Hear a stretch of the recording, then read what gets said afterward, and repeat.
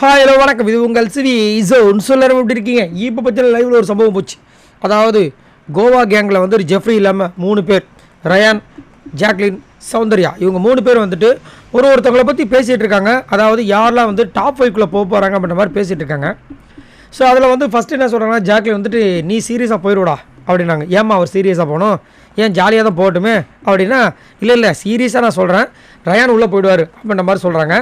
ஏன்னா நான் வந்து ஸ்ட்ராட்டஜி மட்டும் தான் ப்ளே பண்ணுவேன், ஆனால் நீ ஸ்ட்ராட்டஜி என்ன மாதிரியே ஸ்ட்ராட்டஜியும் ப்ளே பண்ணுவேன், அதே ஃபிசிக்கல் டாஸ்க்கு விளையாடுவேன், அதனால் உனக்கு வந்து நல்ல சான்ஸ் இருக்குது, நீ உள்ளே போயிடுவேன். அதே மாதிரி இந்த ஃபிசிக்கல் டாஸ்க்கு மென்டலாக யோசிக்கிற அப்படி விஷயங்கள் வந்துட்டு விஷால் ரொம்ப வீக்கு. விஷால் வந்து போகிறதுக்கு வாய்ப்பு இல்லை. அதேமாதிரி விஷால் அப்படி யோசிச்சு தான் நேற்று அந்த டாஸ்க்கு அப்படி விளையாண்டுருக்க மாட்டான். அதேமாதிரி அருண் ஆல்சோ அப்படி தான். அதேமாதிரி முத்துக்கு நிறைய ஆப்பர்ச்சுனிட்டி இருக்குது. ஏன்னா அவனும் வந்துட்டு ஃபிசிக்கலி மென்டலி வந்து ஸ்ட்ராங்காக இருக்கான். மஞ்சரிக்கு அது கிடையாது. ஜெஃப்ரிக்கும் அதே தான், ஃபிசிக்கல் மட்டும்தான், இது கிடையாது அப்படின்ற மாதிரி இவங்களா ஒரு தீர்மானம் செய்கிறாங்க. பட் மஞ்சரி சூப்பரான குட் பிளேயர்.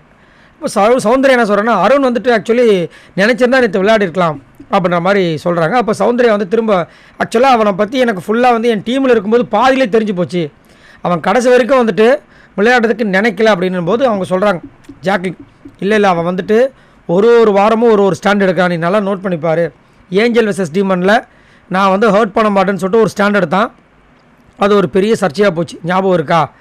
அடுத்தது லேபர் டாஸ்க் வந்துச்சு, அதில் ஒரு ஸ்டாண்ட் எடுத்து எவ்வளோ அட்டகாசம் பண்ணான். நேற்று ஒரு ஸ்டாண்ட் எடுத்தான், கொஞ்சம் அங்கங்கே விளையாண்டா, கடைசி வரைக்கும் விளையாடாமல் அப்படியே கம்முன்னு உட்காந்துருந்தான். ஸோ இதுக்கப்புறம் இதை தான் வந்து அவன் ஸ்டாண்ட் பண்ண போகிறான். கடைசி வரைக்கும் எனக்கு ஒன்றுமே தெரியாது, நான் ரொம்ப அப்பாவி அப்படின்ற மாதிரி அவன் கொண்டு போகிறான் பாரு அப்படின்ற மாதிரி வந்துட்டு அருணோட விஷயங்களை இங்கே எடுத்து வைக்கிறாங்க. ஏன் அப்படி பார்த்தீங்கன்னா, அருணோட கேம் இப்போ எல்லாருக்குமே சந்தேகப்படியாக இருக்குது. ஏன்னா ஸ்டார்டிங் ஒரு 3-4 வாரம் பார்த்தீங்கன்னா அவர் யாருக்குமே பிடிக்காமல் இருக்காது. எனக்கெல்லாம் ரொம்ப பிடிக்கும். ஒரு வாட்டி லெட்டர் வரும்போது அழுகுறாரு, எனக்கு கண் கலங்கிருச்சு. என்னடா இது நம்மளுக்கு கண் கலங்குது அந்த அளவுக்குன்னு. திடீர்னு ஒரு வாரம் முத்துக்குமாருக்கு அகேன்ஸ்டாக வந்து பண்ணுறாரு. அடுத்தது வந்து திரும்ப ஜாயின் அடிக்கிறாரு, திரும்ப அவங்களுக்கு நடுவில் சண்டை வருது. அதுக்கப்புறம் ஆரம்பித்தார் டப்பான்னு. அப்போத்துலேருந்து பார்த்தீங்கன்னா ஃபுல்லாக ஒரு மூஞ்சியே மாறி போச்சு.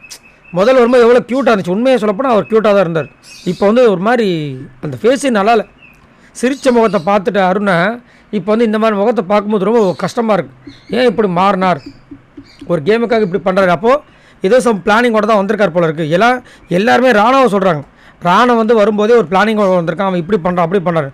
பட் என்னையே கேட்டிங்கன்னா அருண் தான் பயங்கரமான பக்கா பிளானிங்கில் வந்திருக்காரு. முதல்ல ஒரு சாஃப்டான ஃபேஸை காமிச்சார், அதுக்கப்புறம் ஏமாளி மாதிரி காமிச்சார். இப்போது மற்றவங்களாம் கோமலியாக்கி இவர் பயங்கரமாக வந்து கொண்டு போகிற மாதிரி ஒரு விஷயத்தை காமிச்சிட்ருக்காரு. சரி, நீங்கள் உங்களோட கருத்து சொல்லுங்கள்.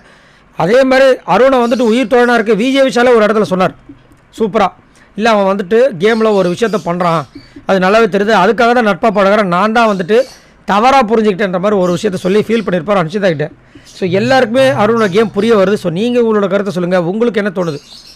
அருணோட கேம் அப்படியே ஒரே மாதிரி தான் இருக்கா, கரெக்டாக தான் போயிட்டுருக்கா, இல்லைங்க அவர் கேம் மாற்றுறாரு, கொஞ்சம் ஏடா கூட தான் அப்படின்ற மாதிரி தோணுதா? மறக்காமல் கமெண்ட்ஸ் பண்ணுங்கள். பாய் நண்பர்ல.